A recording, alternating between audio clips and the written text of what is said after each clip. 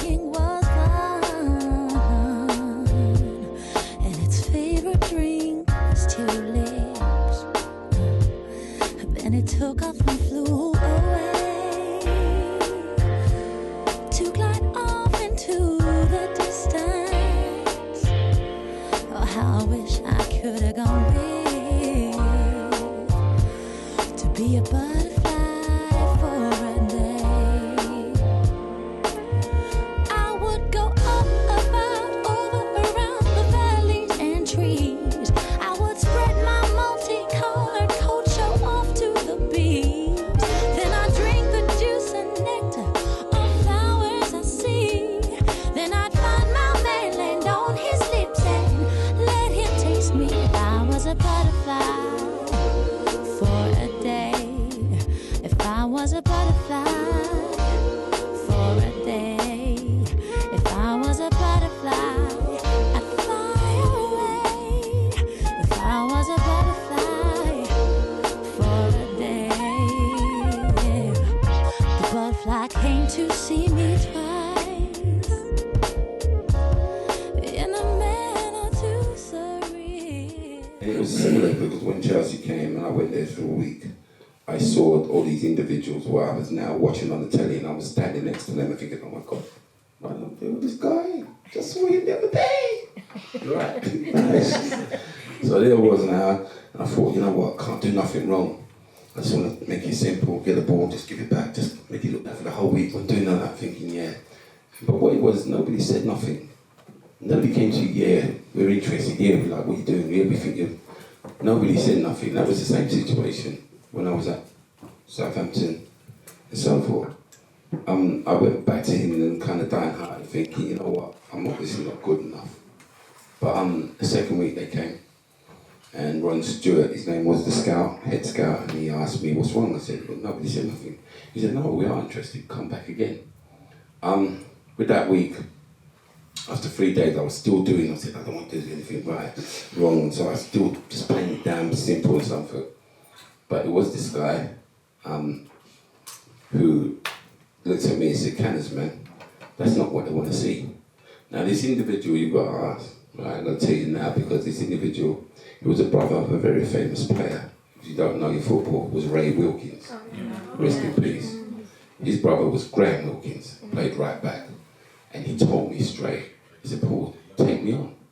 Now, when he told me that, I was like, Paul, you sure? Because I know what I could do. So he said, that's what they want to see. And I said, yeah. So I got the ball, I dropped that shoulder, but this time I gone with the ball and I took him on. And that kind of gave me the confidence, and I did it regular. And I was like, oh, you know what, why didn't I do this? But I did that, and it happened to be that Friday that I was called in to the office. And rest his soul, John Neal, who was the manager, who gave me, for me, big heart, who gave me my opportunity. He signed me for the remaining 7 months and said, look, prove yourself here. We like what we see. And you don't know how much it was for me for that day to sign professional forms. Obviously, what growing up and what I went through, and it could have turned wrong. Don't get me wrong, I went in detention centre and all that for stupidness that I got caught, who wasn't a bad boy, but because he followed the wrong crowd, he did that stupidness, you could have lost everything. It wasn't for my aunt, and I trust me. Tell us a little bit about you. My aunt, strong Stephanie, find her now, because you know when you've got another mother, like your mum, she done, bless her soul, she will try everything for you, but when you've done so much and she can't, they say that word, I wash my hand with you. And she meant that. I've washed my hand with you, I can't do no more. Stephanie stepped in. Auntie Stephanie, Paul, what are you going to do now? I said, well, you need to take your football seriously. You're good at that. So she was right. I came out detention. I went and found work. I did it right. And that's the reason why I was training at Hill in the Borough Tuesday, Thursday, playing, that I got that opportunity to be at Chelsea. And Neil signed me. I remember that, because I phoned 2 people. My sister, she was so elated. And I phoned George. He was like there, my mate. Where's George? Georgie's right here, son. Alright. I found George. And then I found my mother. You can understand this call. Mommy, what? Guess what, Mommy? What? Mommy, I done it. I'm a professional footballer. So what? That was it. Like, end of the conversation, put down the phone. I was like, you know what? I know my mom loves me. Trust me. And that was it. But I was too glad. I was just so happy. This was a turnaround for me, for things to come. But obviously now I know you're going to go into it. What? I am actually. But I do want to say so far, I do want to say thank you for sharing it, because as we mentioned at the beginning, this is your story, this is your journey. But I believe that there is George and there are other people in the audience who have shared some of the same journey. I want my nephew Adrian Forbes, who I can't see because the lights are on my face, to stand and give everybody a wave. Adrian played football for Norwich. He's here today. And I believe next to him also is somebody that knows you from your days of cricket. This sounds like this is your life, Adrian. But if Adrian's dad, Al, could now stand and wave, because he played cricket also at so it is good to share. It's good to share. Seriously. But Paul, I now want to go back to the 12th of April, 1982. This was when you were representing your team for the very first time against Crystal Palace. Can you take us through that moment when you came on to the pitch, or whilst you were warming up? Before, because it was just, you know what, getting the news that he was involved, getting the news that I was a substitute, and about to make a debut. And you got to understand this, right? You watch football today, and football is the same 11 players, but now you have 6 subs, and you could like to use 3, okay? Back when I was playing, same 11 on the pitch, but 1 sub. That 1 sub, you got to understand, this manager's got to use it wisely. If it's an injury, yes. If it's to change a game, yes. And he had to put them on at the right time. You can't put him on earlier, because if an injury come up, you've got the substitute on already. What are you going to do? Play with 10 men? This is how it was at football back then. But coming to that, I was so excited. After 4 months, I've been in the reserves, and many a man has been there for 2 years. And trust me, there was a click. And there was a click with these white boys, and I'm not gonna lie, that then when I come in and I was called in, they did not like it. But I ignored that. So I was there, we travelled, and I remember I called all my friends. I called them, "You've got to come down, cousin, come down, man. I need your support." "Yeah, remember that?" I said, "Cool." So you imagine the coach now. I'm in this coach. Now I've been in a coach. It was a theatre coach, but this coach was like a house. When I tell you it had like a kitchen, it had a bathroom and shower. This was a coach. I'm telling you, I've never seen a coach like that. So I was at awe. I'm sitting down on myself, I'm looking in the coach, taking it in. The rest of them is comfortable, been there before, taking cards. So now I'm looking at it outside, we're coming to Sellers Park, and I see the crowd are forming. I said, "Oh my God, this is it, this is it." Parked up, got outside, come straight out, drop your bags, go to the pitch, check this pitch. Yeah, love the surface, come back in, sit down, start to undress. Now you're getting support from your teammates. But look, all the best cannons, go on son. I said, that's great. So obviously you're getting on your clothes, your shorts, your socks, and the signet ring. That's my lucky ring, I've kissed that 3 times. I've come out, tracksuit, I'm warming up on the ground, and everything is just running right. I'm great. Come out, sit in the dugout, game starts. Now first initially, after 10, 20 minutes, 15 minutes, I'm taking in the opponent. I don't want to see nothing else. Because if I come on, the opponent who I'm going to play against. Now I'm on the left, I've looked at the right back, and I just said, "Oh my God, he's so slow." Got to roast him. Right way in my head, I'm talking.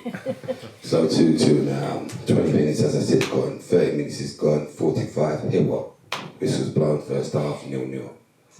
I said, yeah, I'm going to be ready. They've got to call me. If it stays like this, I'm ready. So I come out for the second half, 10 minutes gone, still 0. 15 minutes 0-0. I'm thinking, boy, come on, man, change the game. 20 minutes is gone, 25. And I'm thinking, like, my manager right here, he's like 2 steps away. He must forget, he must be forgotten I'm here. So we start making some noise, innit? I start to know, I'm making trouble noise, making them like, and it still ain't time. 30 minutes has gone by, and it's 32 minutes has gone by, and I said, wait, 35, and I'm thinking, man, I ain't coming on. And that was the shout. And he said, Canners, yeah? Go and get warmed up. Oh, yes. So you can see this smart. I'm down the line. I said, I'm going to do the business here. And it was going down the line. And I'm stretching, I'm jogging, I'm stretching, kneeling down. And that's when I started hearing this racist abuse being shouted.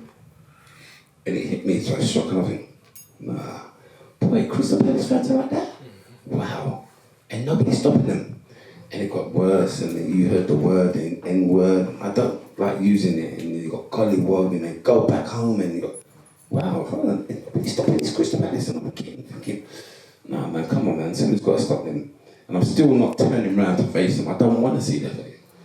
But it was so, it was hurting me, it really was, and I was getting angry, and I had to turn around, and I turned around, and I said, look, when you done? And that was the shock, because it wasn't Crystal Palace fans. It was my own fans. And that was like, what? Hold on a minute. You got blue flag. I got blue shirt. Why? You don't even know me yet. And trust me, it turned me around. See, all that adrenaline that was going in me at that time had left. I don't even want to go on the pitch. But the man's telling me strip. And I did. But I just stayed by the line. I got the ball, I gave it back. I just want the referee to blow a whistle right now. And because that, he blew the whistle, and I just came straight back into the change room, and I sat down in the corner. But what was the shocking thing, because I've been in the changing room and we had banter. Trust me, amongst players, you've got banter, jokes is running. I've never heard a changing room as silent or quiet like this.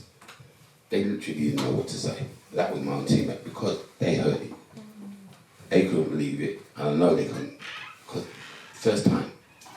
And my manager was the one who really kind of support, gave me that kind of push, to be honest. And he told the reality, because he said, look, I know how you might be feeling, or I don't. But right now, these are the same ignorant fans that are paying your wages. What are you going to do? Okay, listen, it's not too late for us to say that we've got you. So I want you all now to put your hands together. A round of applause for just not too late.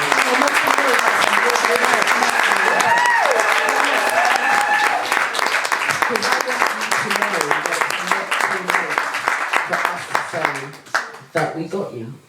So, Brother Awala, we were talking about Black and Blue.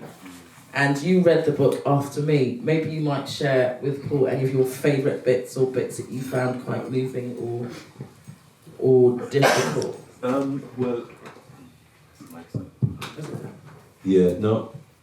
First of all, I had the opportunity of looking at you playing some ball, and my man, you were serious. Tell us about I think Sheffield Wednesday. Tell us about the Sheffield Wednesday game. We got to see a little snippet of it, and we heard Pat Nevin, and we're going to come back to Pat Nevin and things like that. But just tell us about that particular game. When you were on the bench, 3-0 down, yeah, and then you came on. We looked at the documentary, and we want to hear it from you, man. Yeah, it was emotional, because I was meeting my dad for the first time. He lived in Sheffield. We didn't contact. So it was an opportunity for my dad to see me play, and that was what was going through my head. Mum's never seen me play, Dad's never seen me play. He's in Sheffield. I said, would you like to come? He said, yep. All right, cool. So that was going through my head all this time, but we're there on the pitch, side there, as you just said, in the dugout. And Sheffield Wednesday were one of the good sides at the time, as well as us in that league, second division. And they went away 3-0. They was up 3-0, 3 goals one time. And as I said, it was a Milk Cup. And I just thought, well, why? That was the Carabao Cup now. Yeah, that's the Carabao, as you call it. But it was a Milk Cup. It was a big cup at times. And I just thought, you know what, 3-0, we're out of this. But at the same time, Once it was scoring, there was this young Sheffield Wednesday woman, fan. She was next to the dugout, and she kept giving me sweets. And she was telling me, don't worry, they'll be here next time. And she gave me the sweet. Accepted. They scored a second. Don't worry, they'll be here next time. She gave me the second sweet. I just ended up sitting sweets. So I said, you know what, yeah, 3-0 down. I talked to my teammate Dubbers, Jones, and he said, boy, we're out of this. And that was the first half. With that, John Neal changed it up. Canners, you're going on, get on, but got ready, went on.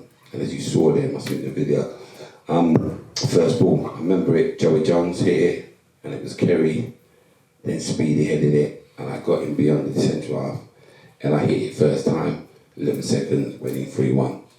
Next goal, I think it might be in Mickey Thomas that scored, that was 3-2. Every attack now, we were scoring. Kerry scored the third. Now the incident was next, Pat got the ball from his own half, dribbled it, now he saw me make that run to the right. Now initially that ball was meant for me, but Kerry cut across. And Kerry was in the box now. Now, reason why I've now angled myself to take myself into the box, to centre. And I was cussing Kerry, I was calling him all the names under the sun, because Kerry's the person, he doesn't like to pass. Yeah. He can score, don't get me wrong, but he won't pass. He's Kerry Dixon. So I'm cussing Kerry, don't pass that ball, I'm free. And I thought, this boy not passing, but he passed it. Initially, I just hit it and it went through the keeper's leg. You can imagine, this is 4-3. I've scored and I'm thinking, this is the winner. Now, you've got to understand this time, the fans have still not been supportive to me. Trust me, I'm not fit. But I've scored this fourth goal from coming 3-0 down. Well, usually you unite with the passer who, attended the ball to you. Now, at this time, and it might look, and everybody asked me, why did you have that fist up like that? Now, it wasn't no history of black tape. I went looking for the woman who gave me this. I ran all the way to the dugout. And when I went to the dugout, I said, where's she gone? Canna, where's she gone? Canna, she gone. You don't know, it's like, it was a boost for me. And then the boys come around, we thought it was the winner, and they came back with a 4-1, they got a penalty, and they ended up 4-all. George once again, because I remember that time, I phoned George quickly, George, did you see? Record that, man! Record that! I remember when he used to record. Yeah, I got it. The news was just run out. So that was it, but I think my nerves... What was that, VHS? VHS, man. Not even DVD. VHS. Yeah, man, you have to record that game. So, but that was not the nerves. My nerves are still, because now I've got to meet my dad. And I'm thinking, man, what am I going to say to him? Am I going to be angry with this man? Where you been? Why didn't you come look for us? And I was going through all that for my head, you know what I mean? Even though he saw this game and realised that, you know what, you saw your son, his ability, what I was good at. It was, you know what, I thought, how am I going to recognise this man? And we went in, because it was one of the lounges meant like for the players and so forth, and I'm thinking, boy, it was quite easy, because he was the only black man in there. You're right. Come on. Because I didn't know what he looked like. I honestly didn't. Because everybody, you know when your family members said, boy, Vernon boy. Because that's what my dad was doing. Vernon boy. Why did you call me Vernon? Because you look like Vernon. So when I saw Vernon, I said, damn, I really look like you, like for real. You know what? You talked there and said, yeah. How'd you think of the game then? He was alright. Yeah.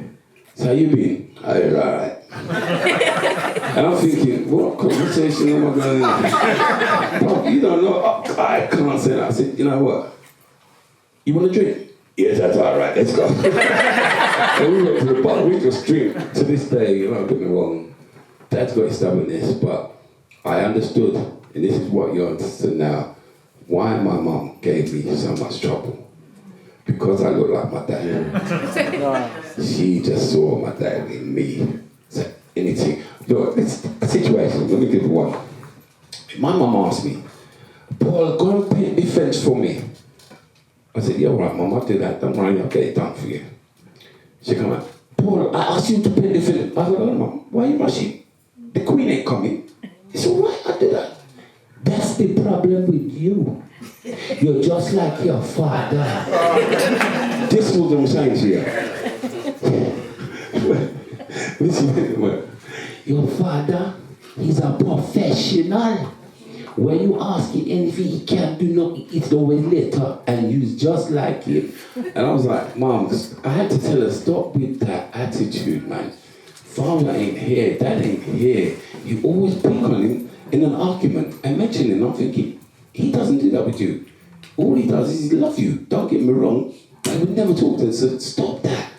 And that's really when I find out why she gave me so much difficulty because of it. This is you. What you're relating now is when you had the opportunity to actually speak to your dad. Tell us a little bit more about those. Dad was one that he's a person. He's straightforward. He tells you as it is. He's Dominican, and if you don't hear them Dominican, they can cut through it and tell you straight whether it's patois or English. And don't get me wrong, I've had to stop him enough times to say, stop that patois, because I don't understand it. You're talking English with me. It's a particular hospital. I said, don't take my ass nowhere. I'm staying right here with you. And I just say, you know, with that independence of Dad, he don't take nothing for nobody. Yeah, he does it himself. My mum is very difficult. She's very independent. She came from that family. She would do everything herself. She would not ask. Yeah, do not take nothing for nobody. Do it yourself. And I understood that. Don't get me wrong, but there's also time you want somebody you can help. And if you can help somebody, you help them. My mum is, I've got that where she said to me, it was like, when she said to my sister, you see your problem? It don't go nowhere. It stays right here, these four walls. And that's what made it, because I didn't share with nobody. And when I had a problem and you asked me, I said I was all right. And I wasn't all right. So that thing was building. I'm not lying to you. And not beyond that. It was so much build that the only time it came out is when I had a drug problem. After coming out of football. Now I'm going early, I'm coming pushing, I don't know at the time. We've got time. Where I'm sure where we are for time. I don't know. Okay. So let's do that, and then we're going to also open. Yes. You're going to blow the whistle. We've got a referee. I'm good at that. Sorry. Let's just hope he's not Bulgarian. So yeah, let's go to your situation that we're talking about. That situation there was when I was in denial.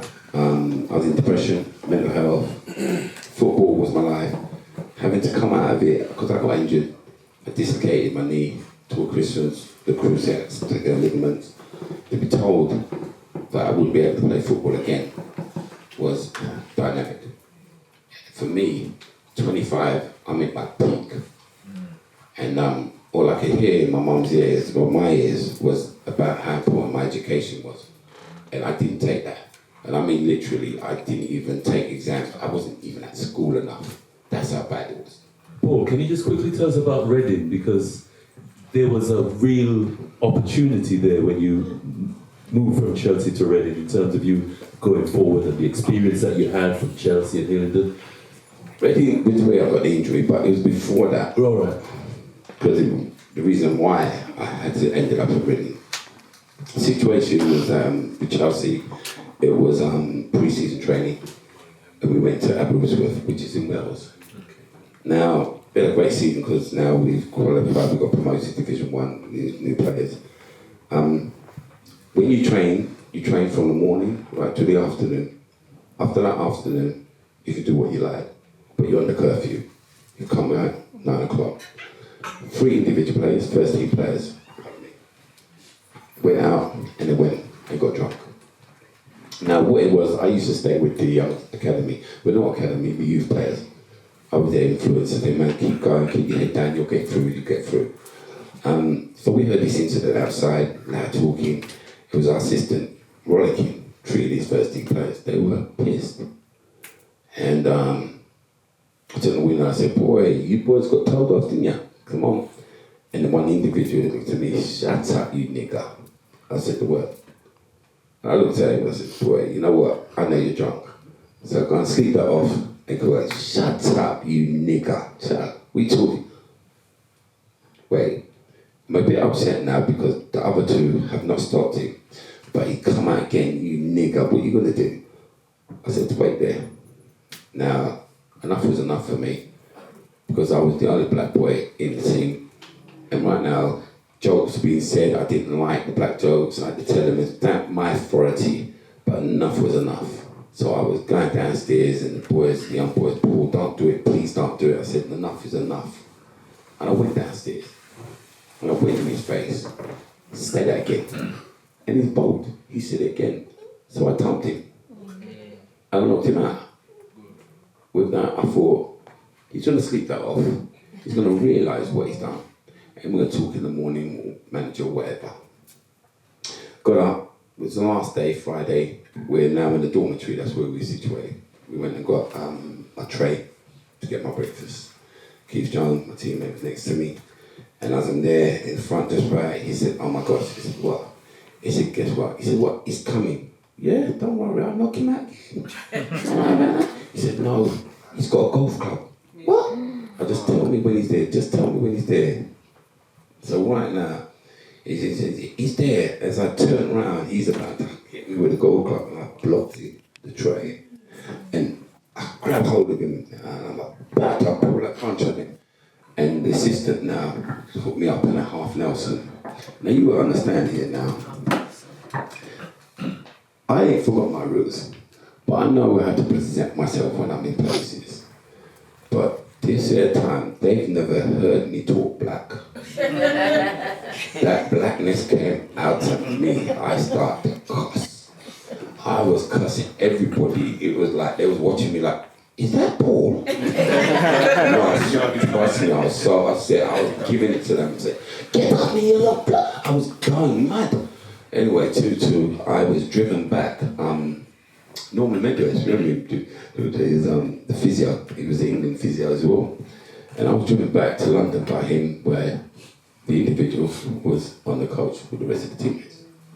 Apparently I heard he went and got a brick and put on his bag because he thought I was going on the coach. Well anyway, got back to London, that was a weekend, wait till Monday, I'm thinking right away, yeah, we're going to be sitting down with the governor to talk this out. Before you know it, Monday, 9 o'clock, I was given a phone call by the manager, and it wasn't John Neal at that time.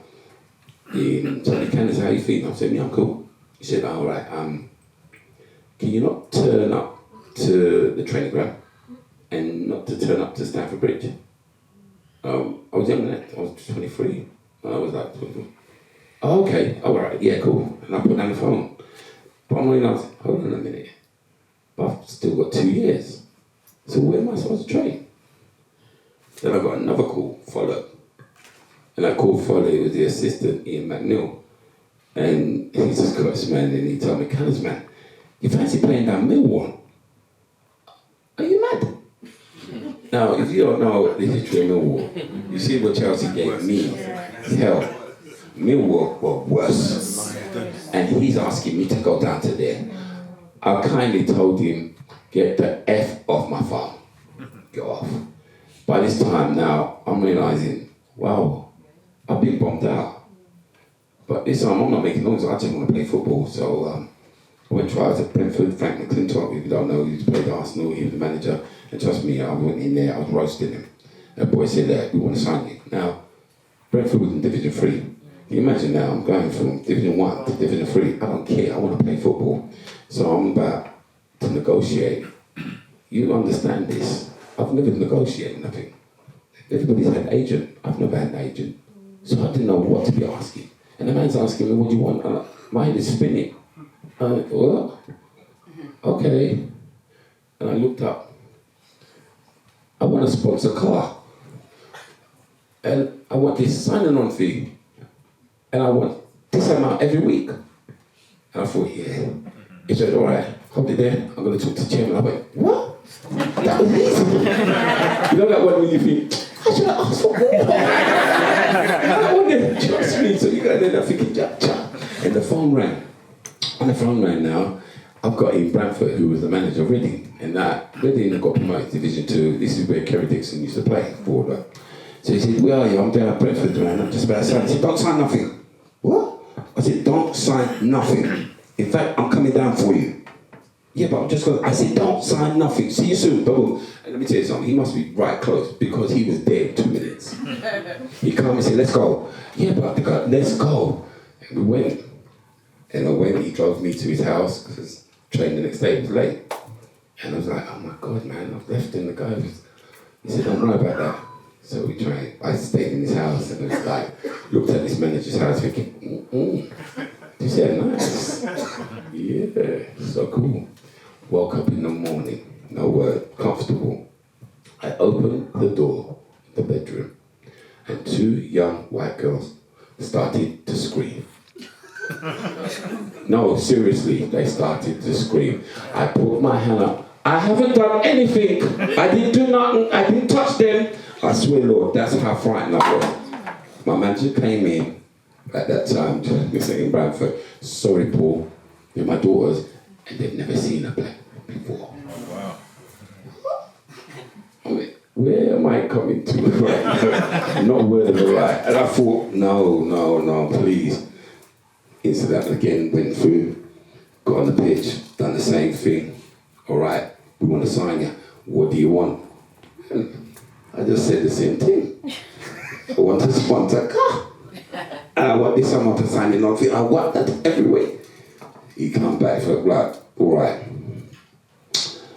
we can give you a signing fee, but we can't give you a sponsor car. We can give you a sponsor car, but it's going to have your name on it. Are you mad? I live in London. My name on that car and popped up. No. But he said, no, that's the best we could do. I said, you know what? Then you have to give me an extra sign-on fee. I'll buy my own car. And then, Fabulous. Isn't he an amazing storyteller? We can go to... Yeah, just... this mic back. Sorry, bro.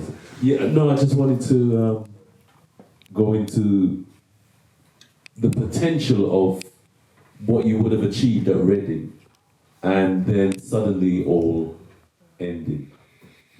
Are you able to do... it was taken away. The injury changed a lot of things, and I've obviously coming out and told that I won't be able to play professional football, and then the manager's telling me now that we won't renew your contract. If you like to retire now, Paul, we'll sort you out. And that was the hardest decision any player, for myself, was the hardest decision to make. Especially at that. To say, you know what, okay, let me take this money and, you know what I mean, come out. But I thought I'd still play part-time. But I was in denial. Mental health, depression was hooked in, and I didn't realise it. I was always that happy-go-lucky. And when people said if I missed a game, I was always saying, nah, man, I'm all right. But I did. Depression really licked in. I got involved in drugs, and that was the worst any time in my life because it took control of me. The worst time I wasn't looking after myself. I couldn't accept or adjust to the times where now I had to find 9 to 5. All this time, you've got to understand, I used to train from 10 to 12, and we had all this time, leisure time, doing nothing. And it was about, when I say leisure time, you understand, we're trying to find things to do. It was like I was going to McDonald's and eating McDonald's food. That was the worst thing. You was putting on weight as a professional footballer. That was the element of that. So this was, now, it took over me. I didn't care. It was a time that it took response where everybody was trying to help me, but I wasn't seeking that help. I wasn't ready for that help. Until one time I said, you know what, I need to sort this out. I'm not that person. My kids were involved. I went into rehab. And when I say that, it was the best thing for me because I started to talk to a counsellor. The first thing that any time after me talking about my problems to a stranger, after your mother's telling you not to talk about these problems to anybody. Yeah. This now, yeah, well, don't get me wrong, I'm going to say this first instance because it was like I was so stubborn. The first guy coming there, sitting down, and he sat down in the chair. All right, Paul, so why are you here? What do you mean, why am I here? So what is wrong with you? Are you stupid? Now, I just didn't expect this question. I'm thinking, he would know why I'm here. Why are you asking me that? I don't realise.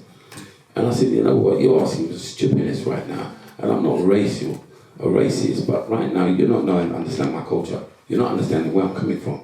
So really, I don't want to be here. I'm coming, I'm getting out. He said, look, Paul, if you leave here right now, you'll come out of the whole program. They'll throw you out. Well, okay, we'll sit down. Literally sat down there for the whole hour, quiet. Didn't say nothing. I went to the office and I explained. And I said, look, no disrespect, no racist, but I need a black counsellor who understands where I'm coming from. They did that. I went, come and talk to me. And with that, he said the same thing. I said, what's wrong with you, man? But then he switched. And he mentioned my mother. And when he mentioned my mother, I got angry. How dare you talk about my mother about that? But he hit the point. He hit it so bad. I just had to back up. So when my mother was all, my kids was all, everything he mentioned was on point. And he opened me up. And I was trying to lie to you, I looked forward to him every week to talk to him. Because every time I talked to him, my shoulder was just like that. The heavy weight was coming off my burden. So this is where now I realise it is good to share. It is good to, you can't hold these things. And us black people, don't get me wrong, and I want a stigma. We do that. We have to be open. And even if the partner, you have to be open. You can't hold things. Trust me, it will eat us out. That is a really important message. Today we were talking about health, and of course we generally talk about physical health when we talk about health, but you're saying actually that it really is important to take care of your emotional well-being. Paul, thank you so much for sharing. Your stories are amazing all the time. I absolutely love it. But we have promised the audience that they would have an opportunity to ask some questions. You did? Yeah, we did. Oh. It's a bit like Mastermind. So I would now, I can't see him, but I would like to introduce to you now the other voice that you hear on the Let's Talk show. Can I ask Big E to stand and make himself known? Everybody, can you put your hands together for Big E, who is the other half of the Let's Talk show. So Big E is going to manage, oh that's beautiful, I can see it all, you are so amazing. Big E is now going to manage the mic. Sarah, how are we doing for time? 15 minutes. Okay, so in asking your questions to Paul, if you can help us by being clear about what it is that you want to ask before you raise your hand, and then to just wrap it up and make it sound nice so that Paul can answer. Is that okay? So, I believe I can see a hand there, so you can make your way. I can just see one hand, so somebody else might need to help me out. So there's one there and one at the... Evening, Paul. Oh, yes, sir. I have the pleasure, I'm a big Chelsea supporter. I've been at Stamford Bridge for 52 years. I'm 65 years old. So I've been to the bridge before the Black Cats. Took my little brother down the bridge once to see to see Chelsea play at Lorient. Laura Canoville came on, Yes. blew us away. It's not so much a question, it's just share some things that you've been through. Been to the bridge, joined the army, came out of the army, went back to the bridge, watched the games, saw you play, made me feel ever so proud. A black guy playing for the team that I support. And even back in the 60s, Chelsea played the Liquidator, which they still play today. Yeah, and it was great for me to be in the crowd and to see you play. And I stopped going to the bridge in the 80s when the racism was rife. And I thought, this is my team, been coming here since I'm 13 years old, I'm now in my 20s, I'm never coming back here again. And I saw the stick that you took, and I followed your career through. I was at the bridge a couple of seasons ago when you came back, and the crowd gave me a standing ovation. And my heart was so big, it was unbelievable. So I'm saying to you, Paul, you've given me a lot of pleasure. Chelsea's given me a lot of pleasure because they're my team. And to see those black boys coming through the system now is testament of what you've got been through. Thanks very much for doing that.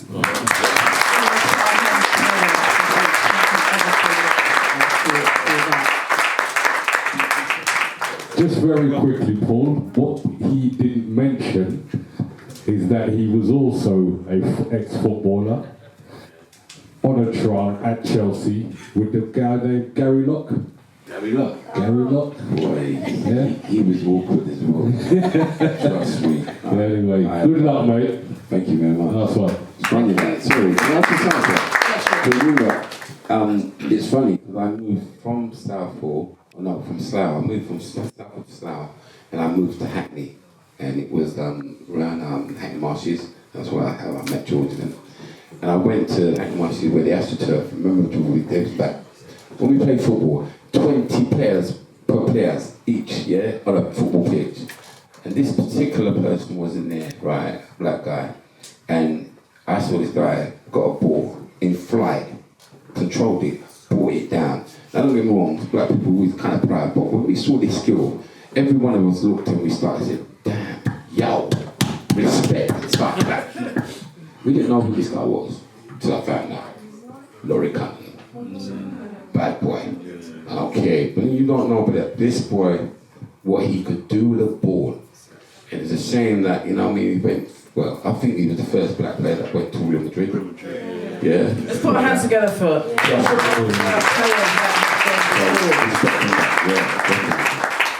Okay, so where are we with the questions? Moving swiftly on. Okay, would you like to stand or are you good? I'm fine. You're good? Okay. Yes, man, you do. How you doing, all right? Good. I see you went to Bankside and you talk about your... Hold on a minute.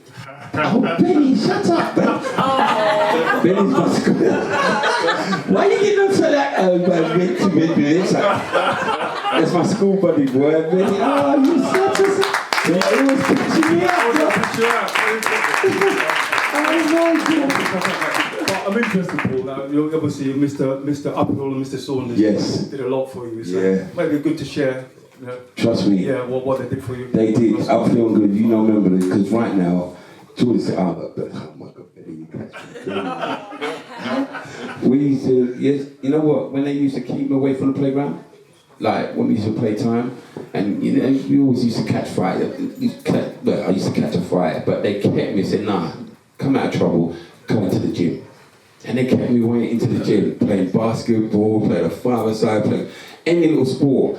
They kept me in uphill and said, you know what, you contact one-on-one, and Benny used to beat me every time. You don't know how much I used to be vexed. And I said, I got to do this. And I thought, damn, we've got to go, because we had such a good team, right? The players that we had there, I really should have gone further. And purely because we didn't have nobody, that background, who knew somebody. The white boys did. And that's what, no disrespect to that they did.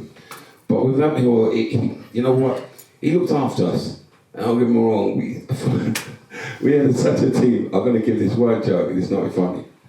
We played for Sunday side. It's called Hammer Celtic.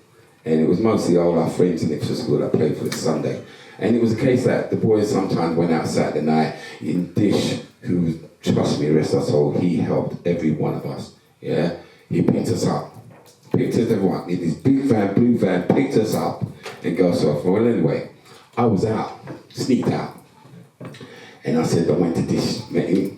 I said, yeah, Dish, let's pick up everybody, but we got to go home to Maya to get my booze. Okay, I said, no problem. All the boys in there, Granny Gardens, go on. He said, park up here, yeah, Dish, just park up and turn right. Now, you don't know, I've sneaked out. Now, windows closed. So I'm thinking, how am I going to get my booze? So I've knocked the door, but I'm a black man now. I knocked the door light, thinking that your mother can hear. And you can't hear. You're there about 5 minutes, and then I said, you know what, knock the door. And like, I can hear the bedroom door come out. So, who is it? Oh, it's me, Mom. Who's me? Your son, Mom. It can't be my son. He's in the bedroom. My mom's talking to me in the letterbox, right? I'm like this. No, Mom, I sneaked out. I went up. Oh, you went out? Yeah, so what you come back for? I need my boots. Oh, you need your boots? This is my mommy, I'm just... Mom, they're waiting outside. Oh, they're waiting outside.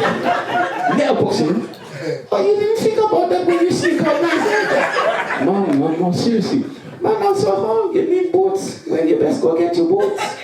My mum went straight back in the bedroom, shut the door. I was looking at that, so I can't go outside with that boys like that. So with the door, it was kind of thing, it was kind of weak. So, chop, boom, I gave it the shoulder. It opened, I ran inside, got the boots, come down the stairs, and I started walking like, yeah, everything's all right. I remember them boys in the van, and they was like, what's that? And I'm like, what's wrong with them? I turned around, like, my mother's in her 90s. You know when you had the chopper that used to chop the chicken? You think you're back? She started chasing with them. I swear, Lord, did start the van. Got in the van. Got down. We used to play down Gunnersbury. I don't know if anybody knows that. Fixed up the pitch Sunday night. Now, let me tell you something. I couldn't play my football or concentrate. Because they kept saying, Cannons, is that your mum? I've been like this, man, like that. Let me tell you something. I play football. But the best thing of that, though, let me tell you something, the respect I have for Dish. He took me home. He took me to his house. And the first time I've ever had a Sunday English dinner. And this Sunday English dinner was nice. But my concern was going out. And he saw it. He said, Paul, don't worry. I'll take you home. And with that, he went ahead, talked to my mum. And trust me, my first instinct was getting licks. And for some reason, I've come in here, Mum just said, go in your bedroom. And I went to sleep. And I never forget that day. Whatever this said, because I never got that licks and I continued to play football. So, yes, That's starting to sound like big.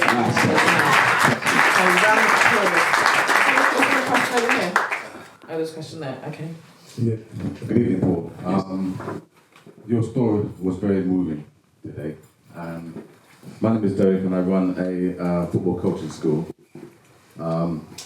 My young grandson, who was 8 at the time, got abused by another player.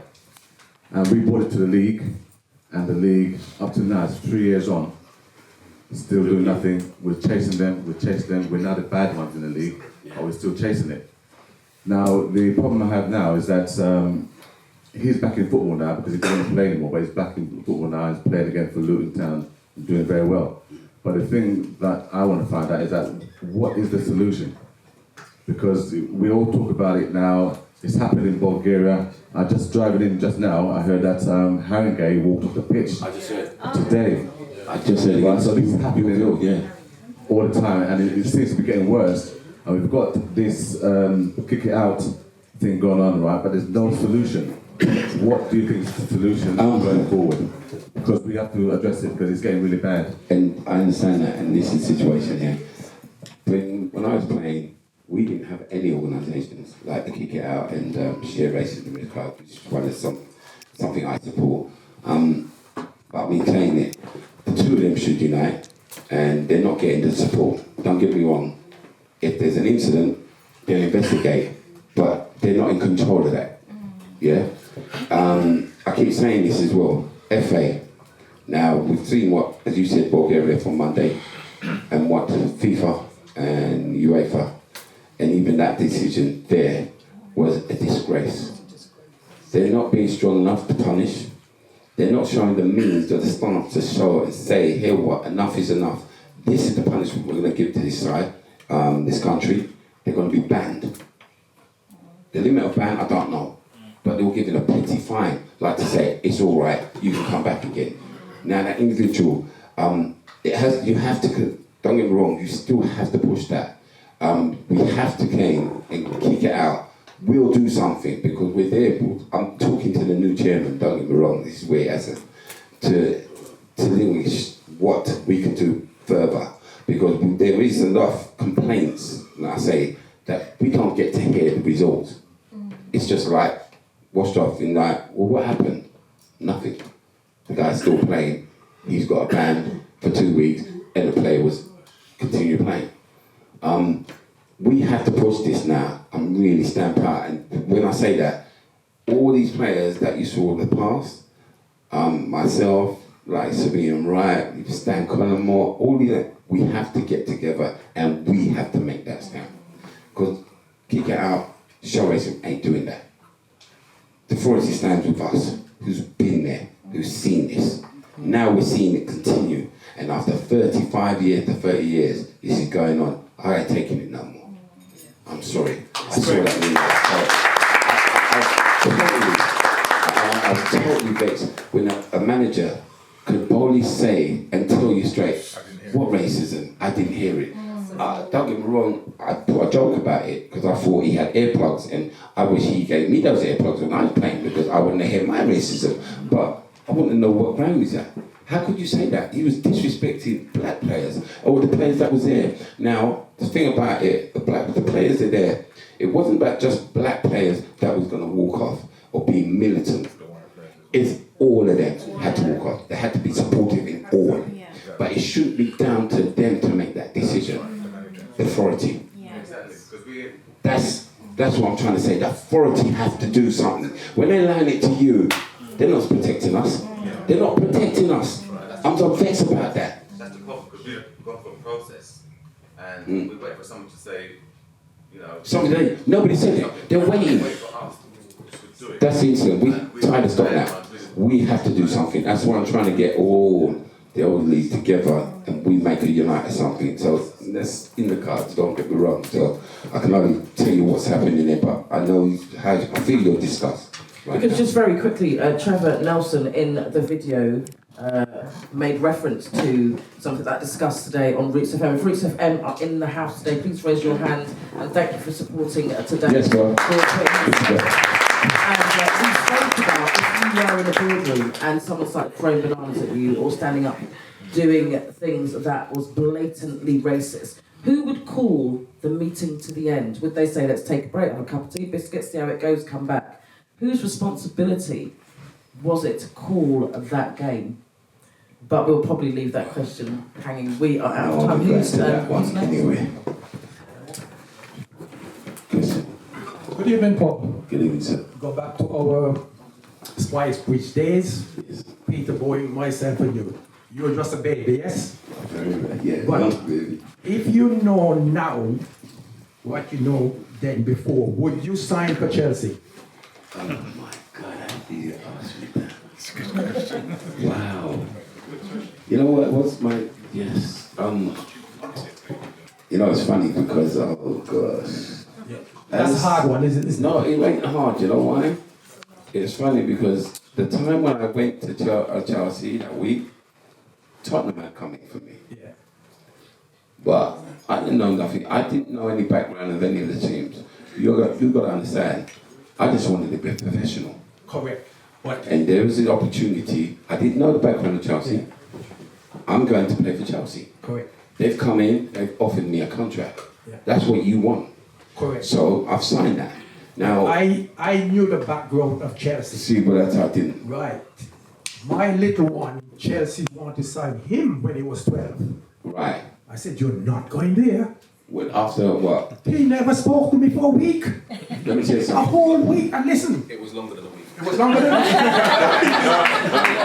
week. Sure. I don't need to say any more. That was then. Yeah. That was the old regime. You got to understand that, the new regime. Correct. And when I'm there now, I'm that new regime. I'm telling you now what we do to eradicate racism. I've seen it. I work now at Cobham with the Academy boys. We're now making sure the father, the parents, knowing that it's safe for their children. Trust me, we've got one of the best academies. I'm telling you right now. Yeah. With all due respect to you, now he is doing the same thing what you're doing now. So I think he would like to ask you a few questions. I don't think for me it's going to be a case of asking questions because I can see we're evidently out of time. But to wrap it up, what I want to say is a couple of things. First of all, I'm now the head of coaching at Luton Town. Good stuff. So that's number one. Number two is I went to Brentside as well. Yes. Same PE teacher. I went on to have a career that Norwich, Luton, Swansea, Blackpool, I'm going to say it. I played for Millwall for 2 years as well. Wow. Believe it or not, I did. This man told me he's not going to come and watch. I understand why. But I think to wrap it up, and I think it's really prominent with everything that's been mentioned that I wrap it up, seeing someone like yourself play and what you went through was the catalyst for someone like me to get an opportunity to go and forge a career in the game. If I don't see someone like yourself playing and going through the battles and the challenges that you went through, but still perform to the highest of your ability or the best of your ability. I don't get on the pitch in 1997 making my Norwich debut and then go on to play nearly 400 league games. So for me and for any other young black player that I'm now helping start their journey at Luton, or the 7 years I had at Norwich, a big thank you to you, and I hope I can do your legacy some justice with the work I'm doing with the players, not just on the pitch, but off the pitch, to give them the coping strategies if they do face any racism, but also to teach them that, you know what, the best way to beat the racist, perform well, score well, win your games. Thank you very much. Because you was at Norwich, 97. Say again, sorry? You was at Norwich, the 97. Yeah. Did you play with Leo Mackenzie? Yes. Yes. Good lad. Good. Very well. Very much. Awesome. Good. Thank you. That was my nephew's. I found that really heartfelt. I spent a few Sundays on the pitch. We've got the very last question before I send some thank yous out, because I think we're out of time. Good evening, everyone. Thank you, Paul, for sharing. I'm not a football fan in any way, shape or form, but your story has been totally interesting and enlightening to me. I would like to ask you, if you had the opportunity now, what would you say to a 13-year-old Paul? A 13-year-old boy. No, 13-year-old Paul Canoville. 13-year-old me. Yeah. Your backside need to start. You see what? For me, it's quite easy. When I go into the schools and I talk to primary kids, when I look at them and I say that age, that you have been given an opportunity right here. You have the help and assistance of what I didn't have, to take that opportunity, as well as that, have a dream and chase that dream. We say it like DB, oh God, dream, believe, no, achieve, dream, believe and achieve. And I continuously, don't get me wrong, it was one of those that I did that when I was a youngster. When I felt like I could do it, I went to go and do it. That was me, because if I didn't, I wouldn't know if I can play or not. For those that are 13, if I could go back and take the responsibility of taking my education serious, I would have done this. Where I see now, because my mother, it's always, that's a learning curve. And that's why we bring our own kids now. Because we realise, hold on, things you can do, go ahead and do it. I'm here to support you. I'm not going to tell you what to do, because there's something, when you start telling them what to do, they will go the opposite. You've got to understand that. So I will tell a kid, you know what, first of all, your education, that's the one. Second is your dream. Go for your dream, but have a substitute. If that dream doesn't come true, the second one will. Believe in yourself, because enough of us don't, and this is where you parents have to come in. You've got to show that support as well. Thank you so much. This has, of course, been an evening with Paul Canoville. Much of this wouldn't have been possible with people like Otis. I can't see Otis. Is Otis still here? He's part of the Jason Roberts Foundation. I can't see him. Is he still here? Oh, he had to pop up. Has he gone? And he has to pop Because up he's to doing do some phenomenal work. I want to send a shout out also to Derek Anthony, who spoke earlier from the Young's Academy. Next to Derek, we also have Trevor White. At the back, we have Jackie. And much of these individuals, and also my nephew Asian, are doing some work. And I think you have definitely been the person that has paved the way. We can stand on your shoulders, Paul, because you showed both in the documentary that we watched today, you showed in your interview, you've shown in all of the talks that you do around the country. Myself and Omawan, I have totally enjoyed reading your book. Where is Young? Right, let me... Is you going to do your Young pledge? Yeah. Greetings, brothers and sisters again. Okay, right. When I came back to this country, I couldn't identify with any team. My brother supported Tottenham and my sister supported Liverpool. And I see this picture of this big black man in this team, big beard, he looked like my dad, Clyde Best, so I said West Ham is my team, and it's been my team since 1973, right? My first son now, right? Never shame him now. My first son is supposed to support West Ham because me support West Ham, man. Next thing my boy tell me, he must support Chelsea. right? Now, my son just happens to be here. He's been our technician this evening. He's helped us a lot getting this stuff together. My son, can you stand up, please? He's 13 years old. His name is Munya Radzi, and he's a Chelsea supporter. And he wants to meet Paul Canoville, and he wants to take a picture with Paul Canoville. He forgot to bring his Chelsea shirt. Thank goodness. No, not really. He forgot to bring his Chelsea shirt. You want to come and give Uncle Paul Canoville a hug? We hug. Yes. Come give Uncle Paul. If it wasn't for Paul Canoville, all these great Chelsea heroes. All right.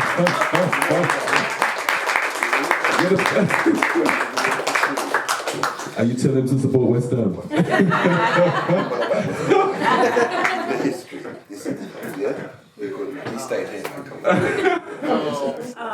And it also is so important for the young people to be here. When you're so excited about coming today, he has worked tirelessly to help us with the technicians. So yeah, we really appreciate him. Okay, so it has been a Black History Month special. It really has. It has been an evening with the amazing Paul Canoville. Does anybody know what the K stands for? It's a competition. Does anybody know? Yeah, there's a young man at the back. He's raised his hand. With the bald head, the man with the bald head. Kenneth. Paul Kenneth Canoville. So, listen. You know that before. You know when they used to call me, it was King. Now, the reason why they call me King, see, when I started at Chelsea, I used to have long hair. Really, trust me, I just had that afro. But you know what? It was like, I wasn't vain, but I wasn't headering the ball. It was dirty. It wasn't hitting my head. It wasn't dirty me. So I asked my sister to play. She done came up. So you know, imagine when it's came, when it came back. So I went training back there. They said, Canners, wow. They start putting their hand on my head. It's like, yeah, it's you in that. And they said, Canners, man, they look like a throne. From that, they called me King Canners. That's how I got it. Right. So it's Kenneth. Paul. Thank you. King Kenneth. King Kenneth. Okay, so listen, I want to send some thank yous out. So I want to send a thank you out, first of all, to my sidekick every Saturday morning from 11 until 1, because it is a Let's Talk show where anything can happen. And Big E, let them hear it, let them hear it. It usually does. So thank you, Big E, for putting up with all of my moaning and continuously talking. You saw our host today. I want to send a special thank you to one of my favourite people in the world. That is Sarah, who is of Venus Promotions. This has been a joint production. Can you put your hands together? I don't know where Diane Salzman is, but she is responsible for introducing me to this amazing individual. Diane supports me continuously. I want you to put your hands together for Diane Salzman.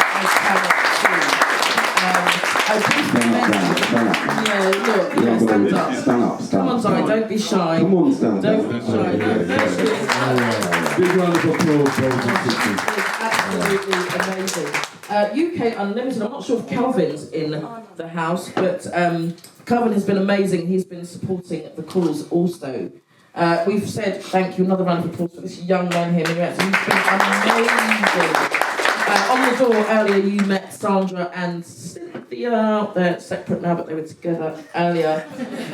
For those of you that had the pleasure of having some saltfish fritters or spinach fritters, then that is down to the amazing, my little sister, Anita.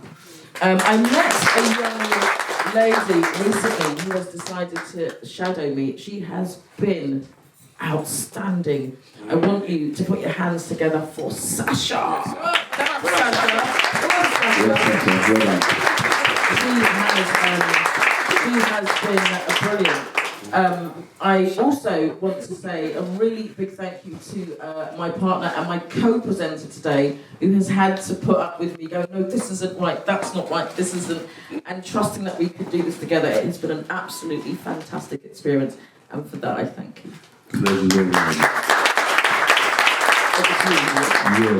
just want to thank my nephew, young brother Enika from Neeks Sports, and he does, I don't know if anybody's seen that program on Channel 4 with Robbie, but he's very much part of that program as well. And Real Football Fan Show. the Real Football Fan Show, if anybody else has seen it. Unfortunately, Robbie couldn't make it this evening, but he's here and it's going to be captured. This is going to be captured. And can you give us some? What's the address? The YouTube channel Neek Sports, Instagram Neek Sports Insta, Twitter, same things. Neek Sports everywhere.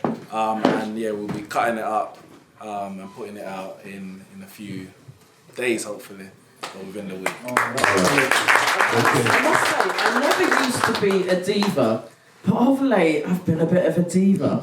And I would now like to introduce you to Rudy Harding, who is of course my personal photographer. That's a joke. So Rudy, thank you ever so much. We also have this young man here today who is representing eyesam. He's done a great job of blinding me throughout. I'm sure that is going to be amazing. Have I forgotten anybody? You have forgotten. Have I? This is, got to understand this, and I probably said it earlier. If this wasn't for you, Patricia, trust me, this wouldn't have been about, as I said before, when I had an interview with Patricia, I didn't know where I was coming to, and I said, what is this place? And I was in the office, in the studio, and she made me so relaxed that I just opened up with her and so forth. And like at the end, we kind of discussed, Paul, about doing an event. I said, you sure you're ready? I said, Paul, I think it'd be ideal, I think it'd be important. And I thought, go ahead. And it was a case of that, you know what, let me sort out what I've got to sort out, but I'll get to it. And I thought, all right, do what you got to do when you're ready.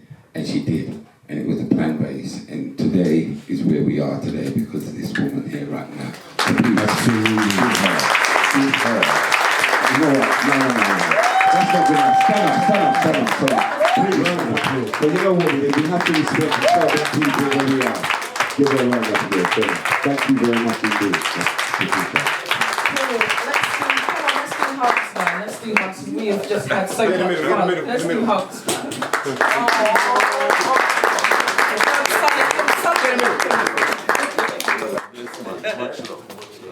And you know. So, what do you think? Everybody think? Cool. 1, 2, 1, 2. No. Before we go, I think there's one more person we should thank. We'd like to thank the crowd. Yeah. Without you guys, this wouldn't happen. Thank you. So give yourself a big round of applause. Thank you all for coming. And just hope that you come to the world. Thank you all. Thank you, Biggie. He's so amazing. You see why he's my co-presenter. We have so much fun on the Let's Talk show, don't we? Okay, we do. Good. Okay.